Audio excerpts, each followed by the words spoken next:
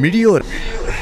നമസ്കാരം. മിഡിയോരത്തിന്റെ സാരഥി എന്ന സെഗ്മെന്റിലേക്ക് എല്ലാ പ്രിയ പ്രേക്ഷകർക്കും സ്വാഗതം. സാരഥിയിൽ ഇന്ന് നമ്മൾ സംസാരിക്കുന്നത് ആരോഗ്യവും പ്രകൃതി ജീവനവുമാണ്. ആരോഗ്യമുള്ളൊരു ശരീരം നമ്മൾ എല്ലാവരും ആഗ്രഹിക്കുന്നുണ്ട് അല്ലെ? നമ്മുടെ ജീവിതകാലം മൊത്തം അസുഖങ്ങളൊന്നും വരരുതേ എന്നാണ് എല്ലാവരുടെയും ആഗ്രഹം. അപ്പൊ അതിന് എന്തൊക്കെയാണ് ശ്രദ്ധിക്കേണ്ടത്, എന്തൊക്കെയാണ് നമ്മൾ ഭക്ഷണത്തിൽ ഇൻക്ലൂഡ് ചെയ്യേണ്ടത്, എന്തൊക്കെ അവോയ്ഡ് ചെയ്യണം, എന്താണ് കഴിക്കേണ്ടത്, എങ്ങനെയാണ് കഴിക്കേണ്ടത്, ഒക്കെയാണ് നമ്മൾ ഇന്ന് സംസാരിക്കുന്നത്. എന്നോടൊപ്പം ഉള്ളത് ഓറ ആയുർവേദിക് ആൻഡ് യോഗ സെന്ററിലെ ചീഫ് കൺസൾട്ടന്റും മാനേജിംഗ് ഡയറക്ടറുമായ ഡോക്ടർ ദിനേശ് കത്തയാണ്. നമസ്കാരം ഡോക്ടർ. നമസ്കാരം. മിഡിയോരത്തിലേക്ക് സ്വാഗതം. അപ്പൊ നമ്മൾ ഇന്ന് പ്രകൃതി ചികിത്സകളെ കുറിച്ചാണ് ഇന്ന് സംസാരിക്കുന്നത്. അപ്പം ശരിക്കും എല്ലാവർക്കും ഈ ഒരു സമയത്തും അല്ലെങ്കിൽ എപ്പോഴും നമ്മുടെ ഒരു ആഗ്രഹം അസുഖങ്ങളൊന്നും നമ്മുടെ ജീവിതത്തിൽ വരരുതെന്നാണ്. അപ്പൊ അതിന് നമ്മൾ എന്തൊക്കെയാണ് നമ്മുടെ ജീവിതത്തിൽ ശ്രദ്ധിക്കേണ്ടത്? അപ്പൊ കുട്ടിക്കാലം തൊട്ട് തന്നെ ഭക്ഷണത്തിൽ എന്തൊക്കെ നമ്മൾ ഇൻക്ലൂഡ് ചെയ്യണം, അല്ലെങ്കിൽ കുറച്ച് മുതിർന്നാലും നമ്മൾ എന്തൊക്കെ കഴിക്കണം, എങ്ങനെയാണ് കഴിക്കേണ്ടത് എന്നൊക്കെ നമുക്കൊന്ന് പറഞ്ഞു കൊടുക്കാം. അപ്പം അതിലേക്ക് വരുന്നതിന് മുമ്പ് എന്താണ് നാച്ചുറോപ്പതി എന്ന് തന്നെ പറഞ്ഞ് നമുക്ക് തുടങ്ങാം. ഓക്കെ, ഇപ്പോൾ ലക്ഷ്മി സൂചിപ്പിച്ച പോലെ തന്നെ ഇന്ന് ആരോഗ്യം എന്നുള്ളത് എല്ലാവരും വളരെ പരമപ്രധാനമായ ഒരു എന്താണ് പറയേണ്ടത് പ്രാധാന്യം തന്നെ അതിന് നൽകുന്നുണ്ട്. അപ്പോൾ ഈ ആരോഗ്യത്തിനെ കാത്ത് സംരക്ഷിക്കുക, അതുമല്ലെങ്കിൽ പലതരത്തിലുള്ള അസുഖങ്ങളെ തടയുക, ഇതെല്ലാം തന്നെയാണ് എല്ലാ ചികിത്സാ സമ്പ്രദായങ്ങളുടെയും അന്തിമമായിട്ടുള്ള ലക്ഷ്യം. അപ്പോൾ ഇതിൽ ഈ പ്രകൃതി ചികിത്സ, അതുമല്ലെങ്കിൽ നാച്ചുറോപ്പതി എന്നുള്ളത് ധാരാളം വിമർശനങ്ങൾക്ക് വിധേയമായിട്ടുള്ള ഒരു ചികിത്സാ സമ്പ്രദായം കൂടിയാണ്. അതാദ്യം ഞാൻ എടുത്തു പറയാൻ ആഗ്രഹിക്കുകയാണ്. കാരണം നമ്മൾക്ക് ഏതൊരു ചികിത്സാ സമ്പ്രദായത്തിലും പൊയ്മുഖങ്ങൾ ഉള്ള പോലെ ധാരാളം പൊയ്മുഖങ്ങൾ അഴിഞ്ഞാടുന്ന ഒരു മേഖല കൂടിയാണ് പ്രത്യേകിച്ച് കേരളത്തിലും മറ്റും ഇന്ന് നാച്ചുറോപ്പതി എന്നുള്ളത് തന്നെയാണ് ഇതിനെക്കുറിച്ച് പലർക്കും ഒരു തെറ്റിദ്ധാരണ വരാനായിട്ടുള്ള കാരണം ചിലരാണെങ്കിൽ വളരെ അനാവശ്യമായിട്ട് ബാക്കിയുള്ള ചികിത്സാ സമ്പ്രദായങ്ങളെ കടന്നാക്രമിക്കുക, ഏത് മരുന്നും വിഷമാണ് എന്ന രീതിയിൽ ഉള്ള അപ്രോച്ച് ചിലർ നടത്തുന്നു. അതേപോലെ തന്നെ വേവിക്കാത്ത സാധനങ്ങൾ മാത്രമേ കഴിക്കാൻ പാടുള്ളൂ എന്ന് ഒരു കൂട്ടർ പറയുന്നു. അപ്പോൾ ഇതെല്ലാം കേൾക്കുമ്പോൾ ആളുകൾ നാച്ചുറോപ്പതിക് മെഡിസിൻ അഥവാ നാച്ചുറോപ്പതി എന്ന ഈ ഒരു ചികിത്സയെക്കുറിച്ച് ധാരാളം തെറ്റിദ്ധാരണകൾ ആളുകൾക്കുണ്ട്. അതേപോലെ പട്ടിണി കിടക്കാൻ പറയുന്ന ഒരു ചികിത്സാ സമ്പ്രദായമാണ് ഇതെല്ലാമാണ്. അപ്പോൾ ഇത് നാച്ചുറോപ്പതി എന്ന് പറയുന്ന ചികിത്സാ സമ്പ്രദായത്തിനെ കുറിച്ചുള്ള വളരെ ക്രൂഡായിട്ടുള്ള ഒരു ധാരണയാണ് എന്ന് ആദ്യമായിട്ട് ഞാൻ പറയാൻ ആഗ്രഹിക്കുകയാണ്. കാരണം ഇതൊന്നുമല്ല നാച്ചുറോപ്പതി. അതായത് ബാക്കിയുള്ള സിസ്റ്റംസിനെ കടന്നാക്രമിക്കുകയും എന്ത് അല്പസ്വല്പം സുഖങ്ങൾ പോലും ജീവിതത്തിൽ പാടില്ല എന്ന രീതിയിൽ മെല്ലിച്ച് എഴുന്നേറ്റ് നിൽക്കാൻ വയ്യാത്ത രീതിയിൽ ഒരാളെ ആക്കുക എന്നുള്ളതല്ല. അതെ, പട്ടിണി കിടക്കുക എന്നത് മാത്രം, അത് തീർച്ചയായിട്ടും പട്ടിണി എന്ന് പോലും അതിന് പറയാൻ പാടില്ല. സയന്റിഫിക് ഫാസ്റ്റിംഗ് എന്നുള്ളതാണ് നാച്ചുറോപ്പതിയിൽ നമ്മൾ ഇതിന് ഉപയോഗിക്കുന്ന വേർഡ്. സയന്റിഫിക് ഫാസ്റ്റിംഗ്, അതായത് ശാസ്ത്രീയമായിട്ടുള്ള ഉപവാസമാണ്. ഉപവാസത്തിന്റെ ശാസ്ത്രീയമായിട്ടുള്ള തലങ്ങളെ ഉപകാരപ്പെടുത്തുകയാണ് നമ്മൾ നാച്ചുറോപ്പതിയിൽ യഥാർത്ഥത്തിൽ ഫാസ്റ്റിംഗ് തെറാപ്പിയിലൂടെ ചെയ്യുന്നത്. ഇതേപോലെ തന്നെ അപ്പോൾ ഈ നാച്ചുറോപ്പതി എന്ന് നമ്മൾ ഒരൊറ്റ വാക്കിൽ നമ്മൾ ഇതിനെ വ്യാഖ്യാനിക്കുകയാണെങ്കിൽ, ഒരൊറ്റ വരിയിൽ നമ്മൾ വ്യാഖ്യാനിക്കുകയാണെങ്കിൽ, കഴിയുന്നത്ര പാർശ്വഫലങ്ങൾ ഇല്ലാത്ത രീതിയിൽ മനുഷ്യന്റെ ആന്തരികമായ ശക്തി കൊണ്ട് തന്നെ അവന്റെ ആരോഗ്യം നിലനിർത്തി കൊണ്ടുപോകാൻ സഹായിക്കുന്ന ഒരു ചികിത്സാ സമ്പ്രദായമാണ് നാച്ചുറോപ്പതി അഥവാ പ്രകൃതി ചികിത്സ.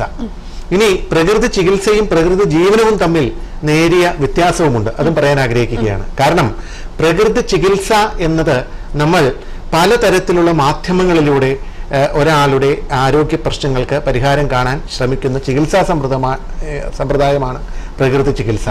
പ്രകൃതി ജീവനം എന്നുള്ളത് അത് ചിലരുടെ ചോയ്സാണ്. ഉദാഹരണത്തിന് പ്രകൃതി ജീവനം എന്ന് നമ്മൾ നടത്തുന്ന ഒരാൾ പല ചിട്ടകളും ജീവിതത്തിൽ പാലിക്കുന്നുണ്ട്. ഇപ്പോൾ യോഗ ചെയ്യുന്നവർ ചില ചിട്ടകൾ പാലിച്ചാൽ നല്ലതെന്ന് നമ്മൾ പറയും. പക്ഷെ എല്ലാവരും പാലിക്കുന്നുണ്ടോ? ഇല്ല. പക്ഷേ അപ്പോൾ ചിലരെങ്കിലും അപ്പോൾ പൂർണ്ണമായും പ്രകൃതിയോട് ഇണങ്ങി ജീവിക്കണം എന്ന് താല്പര്യമുള്ള ചിലരെങ്കിലും ഈ രീതിയിൽ പലപ്പോഴും എന്താണ് പറയേണ്ടത്, വളരെ കടുത്ത ചിട്ടകളും മറ്റും ജീവിതത്തിൽ പാലിച്ചുകൊണ്ട് മുന്നോട്ട് പോകുന്നു. That is their choice.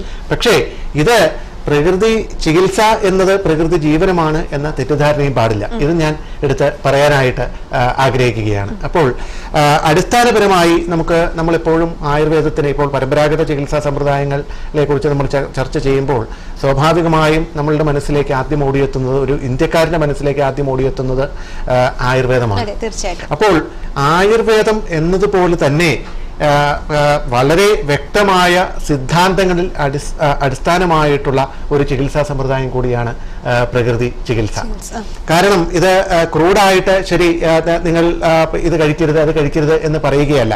ഇതിന് ഉദാഹരണത്തിന് ഇപ്പോൾ ആരോഗ്യത്തിനെ കുറിച്ചുള്ള ഡെഫിനേഷൻ നമ്മൾക്ക് വളരെ സുപരിചിതമാണ്. Health is not only absence of disease.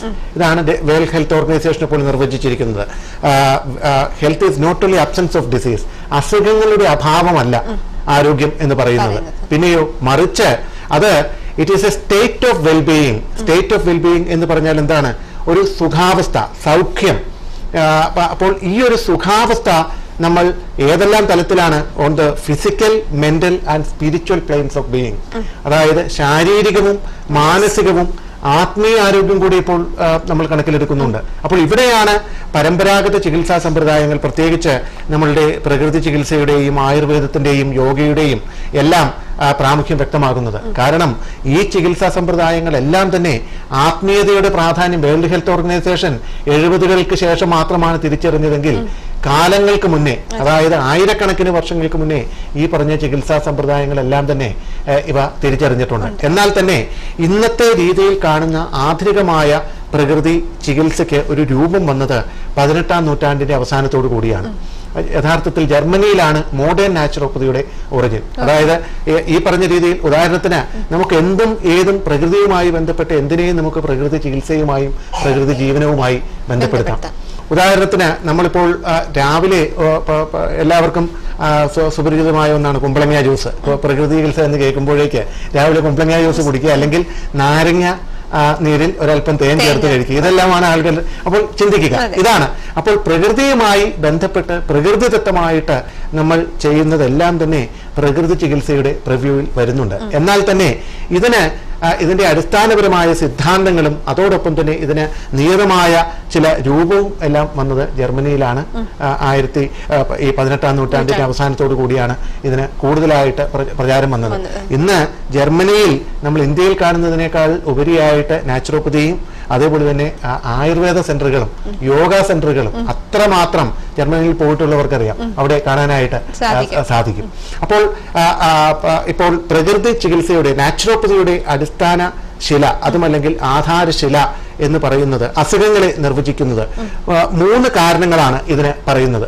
ഒന്ന്, നമ്മളുടെ തെറ്റായ ജീവിതം, നമ്മളുടെ തെറ്റായ ജീവിത ശൈലിയുടെ ഭാഗമായിട്ട് നമ്മളുടെ ശരീരത്തിൽ വിഷ അംശങ്ങൾ അടിഞ്ഞുകൂടുന്നു. അക്യുമുലേഷൻ ഓഫ് മോർബിഡ് മാറ്റേഴ്സ് എന്ന് പറയും.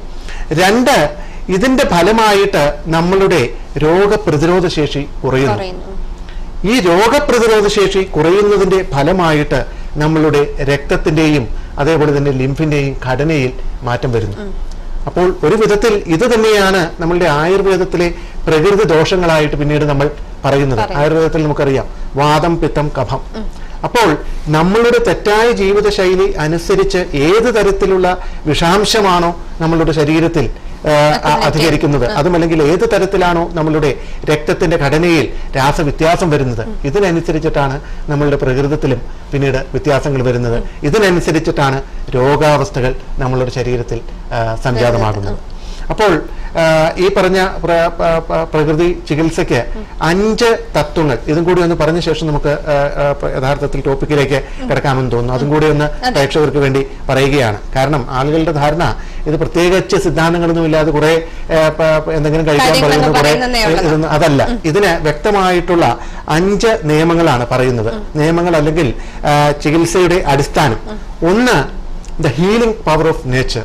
അതായത് നമ്മളുടെ ശരീരത്തിനും അതേപോലെ തന്നെ എന്താണ് പറയേണ്ടത്, ഈ പ്രകൃതിക്കും തന്നെ സ്വാഭാവികമായിട്ടും അസുഖങ്ങളെ ഒന്ന് ഹീൽ ചെയ്യാൻ, അതുമല്ലെങ്കിൽ അസുഖങ്ങളെ സാന്ത്വനിപ്പിക്കാനുള്ള ഒരു കഴിവുണ്ട്.